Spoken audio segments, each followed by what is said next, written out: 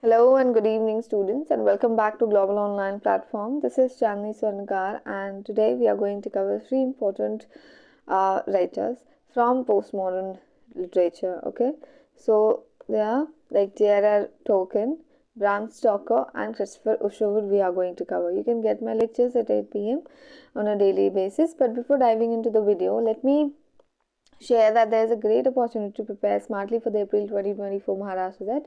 Global Online is offering a comprehensive English literature course. You'll have access to video lectures that explain concepts using short and effective methods. The course also provides downloadable PDF notes for your convenience. Additionally, you'll get mock tests that stimulate real exam conditions, boosting your final preparation. To learn more, reach out to the provided contact number. Now, if you want to watch free videos, first download the Global Online app. Once you are in, head to the store section. There you'll find details of all the courses. Use the search bar to directly type in the course name and you'll see an overview along with fees for the duration. Click on the content section. You'll find unit-wise folders. In each unit, you'll get theory lectures, evaluation, notes, mock tests, and MCQs. No need for extra reading. Now, if you decide to join the paid course, will also be added to a WhatsApp group. In that group, you'll receive PDFs for each session along with the videos link. It's a great way to stay connected and get additional resources. So happy learning with me. Okay. So let's start with the first writer, John Tolkien. Okay, so the first writer is John Ronald Reuel Tolkien. Okay, so the duration is 1892 to 1973. He is an English writer and philologist. He's very famous for fantasy, high fantasy works. Okay, and the very famous works are two of them: The Hobbit and The Lord of the Rings. He is identified as the father of modern fantasy literature and basically for high fantasy literature, okay, and is widely regarded as one of the most influential authors of all time. Just imagine how how important is to cover J.R.R. Tolkien for us, that he's one of the most influential authors of all time and he's very famous and is identified as the father of modern fantasy, particularly high fantasy literature, right? So let's cover the works. Of course, the famous works are The Hobbit and The Lord of the Rings, but still there are other works as well. So the first work is Beowulf, Colin, The Monsters and the Critics. Don't get confused because we don't know actually Beowulf's writer, and it's a very old poem, epic poem, but somewhere J.R.R. Tolkien has another work, okay? Beowulf, Colin, The Monsters and the Critics. It's a seminal 1936 lecture, okay? So it's like he gave a lecture in this Beowulf, and it comes as a criticism, okay, on Beowulf. So that's how it is compiled as a work. So The Monsters and the Critic, later published as an article, revolutionized the treatment of the Anglo-Saxon epic Beowulf by literary critics. Okay, so revolutionized it. Now, the second work is on fairy stories. Initially, it was written as the 1939 Andrew Lang lecture. Okay, so it was written as the lecture at the University of St. Andrews, Scotland, but gradually it came as a collection of stories. Okay, so it collects travels, tales, beast fables and other types of stories you can see here. Okay, moving on to the third work, children's books and other stories, basically other works. He wrote annual Christmas letters. Okay, he wrote annual Christmas letters from Father Christmas for them. Okay, now building up a series of short stories, he was writing letters, and throughout the letters he actually built a series of short stories. That's how children's books and other short works came. Okay, now later it was compiled as the Father Christmas letters, and other works included Mr. Bliss and Referendum, Leaf by Nigel, The Adventures of Tom Bombadil, Smith of Wotton Major, and Farmer Giles of Ham. So these are the works that includes in this particular short stories collection for specifically children's. Mr. Bliss and Referendum, Leaf by Nigel, The Adventures of Tom Bombadil, Smith of Wotton Major, and Farmer Giles of Ham.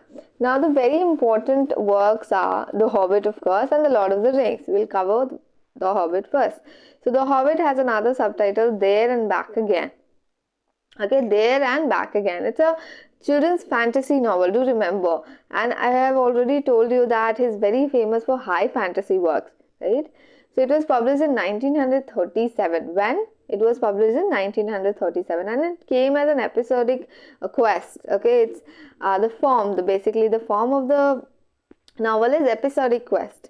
Now the characters are very important. If you want to read The Hobbit, the summary, the basic idea of the plot line, you can do it. But according to me, as I felt that the only thing you need to remember here, basically with The Hobbit, some of the details of The Hobbit and also the characters you need to know. So the characters are, first, Bilbo Baggins. Of course, he's the protagonist. Do remember that he is the protagonist. Gandalf, then Thorn Oakenshield, and Smaug. Smaug is the dragon. Okay, so you need to understand that Smaug is a dragon and Bilbo Baggins is the protagonist of this particular novel. Moving on to the next one, The Lord of the Rings. It's also an epic high fantasy novel. So how many times you came with this term, high fantasy? So whenever you came, come with this term, do remember that J.R.R. Tolkien is the person who is involved in it. Okay, an epic high fantasy novel. Now, story began as a sequel to Tolkien's The Hobbit. We have already talked about it. Now, one of the best-selling books ever written. Just imagine, people are buying it and it became the best-selling one. How good it can be, right? And it has a prologue and 6 chapters, and I'll name it. The 6 chapters name I'll just giving you right here. See, first prologue comes, then the book 1 is The Ring Sets Out, the book 1, okay. Second book is The Ring Goes South.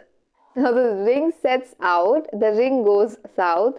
Then the third book is The Treasure of Isengard, okay. Then the fourth one, The Ring Goes East.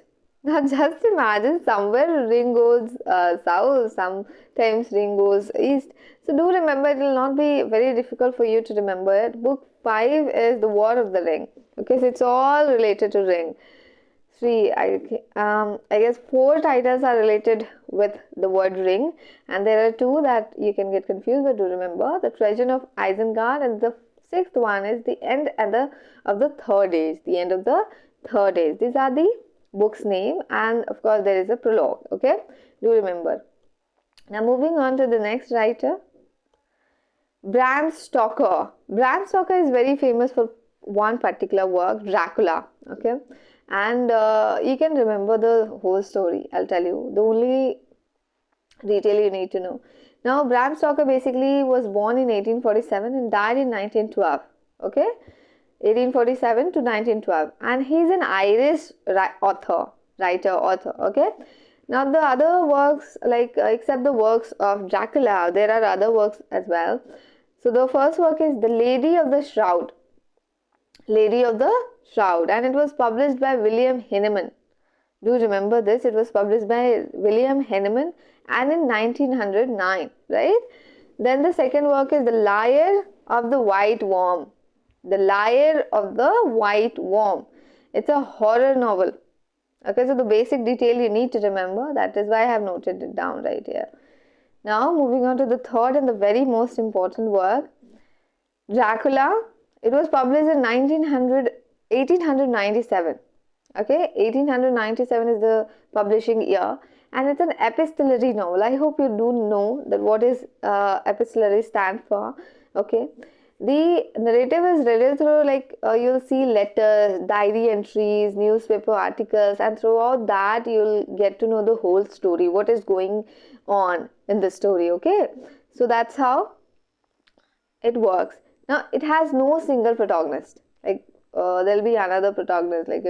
Throughout the story it will change, and opens with solicitor Jonathan Harker taking a business trip to stay at the castle of Transylvanian nobleman Count Dracula. Okay, so the whole story starts with the business trip. Okay, Jonathan Harker is taking a business trip. He wants to stay at the castle of Transylvanian, a nobleman like Count Dracula. Basically the double man is Count Dracula, and the person basically don't know that, and gradually he'll get to know. Now Harker escapes the castle after discovering that Dracula is a vampire. Okay, so just imagine you went somewhere and you have decided that you'll have fun. Wait a minute, you'll have fun, and but eventually what happens, the guest and your one of your family member comes to be something else, like, or what will be your reaction? Horrific, right? So that exactly happens. But here Jonathan Harker is not a relative of Dracula, of course. So it was very horrific, terrific, but still. And the Count moves to England and plagues the seaside town of Whitby. Okay, so when he got to know, he actually moves to England. Now, moving on to the last writer we have here, Christopher Isherwood. The full name is Christopher William Bradshaw Isherwood. Okay, so why I've just put it here. He was 1904 to 1986. Right, 1904, he was born in 1904 and 1986 the death year. Now he is an Anglo-American novelist. Do you remember? He is an Anglo-American novelist, playwright, screenwriter, autobiographic, and diarist. Okay, so he wrote plays, screenplays, autobiographies, diaries, novels. Okay, so we are going to cover some notable works of Christopher Isherwood in short. So the first work is the Berlin Stories. The Berlin Stories consist of two stories, Mr. Norris Changes Trains, that was published in 1935, and Goodbye to Berlin 1939, and compiled together and published in 1945 as the Berlin Stories. Okay, so it all the two, basically these two works talks about Berlin, the place, of course. So do remember that the Berlin Stories was published in 1945 and it consists Mr. Morris Changes Train 1935 and Goodbye to Berlin 1939. Do remember this information. Moving on to the next second work of Christopher Isherwood, A Single Man. Okay, and it's a novel and it was published in 1964. Okay, and it's all about George Faulkner. Okay. It follows a day in the life of George Faulkner, an English professor in Southern California. Now, as he copes with the recent death of his longtime partner. So, he's experiencing mournful situation in his life, and he's actually trying to cope with the recent death of his longtime partner. So the whole story revolves around that. And do remember the protagonist here, George Faulkner, okay? And who was he? An English professor in Southern California, okay? And the whole story revolves around a day. Now, third one, Christopher and His Kind, 1976. Like when you read the title, you will get to know somewhere it's kind of a memoir or a autobiography because the writer's name is been used here, right? Now it's a memoir, okay? Anglo-American writer, of course, I have already discussed that. Now, fourth work is Goodbye to Berlin. Goodbye to Berlin. It was published in 1939 and see, it explores the lives of various characters from different social backgrounds. Like we have, like me, you, or somebody else has a very different lifestyle or background, right? And basically the novel also explores the lives of various characters from different social backgrounds during the rise of the Nazi regime. So do remember this information. The background lies during the rise of the Nazi regime. The narrative is presented through the eyes of an English writer, and the interconnected stories provide a glimpse into the complex social and political landscape of Berlin in the 1930s. You are going to learn a lot about the background, okay, Nazi regime, somewhere complex and social and political landscape of Berlin in the 1930s, and you are going to see the whole story through the eyes of an English writer. Okay, so the narrator will be an English writer, and even you are reading a story, you'll get to know a lot about the Berlin place. Okay, moving on. We have completed today's lecture. We'll meet in the next lecture. Thank you so very much, and all the very best. And if you have any comments or suggestion, do not forget to drop it down. Okay, thank you.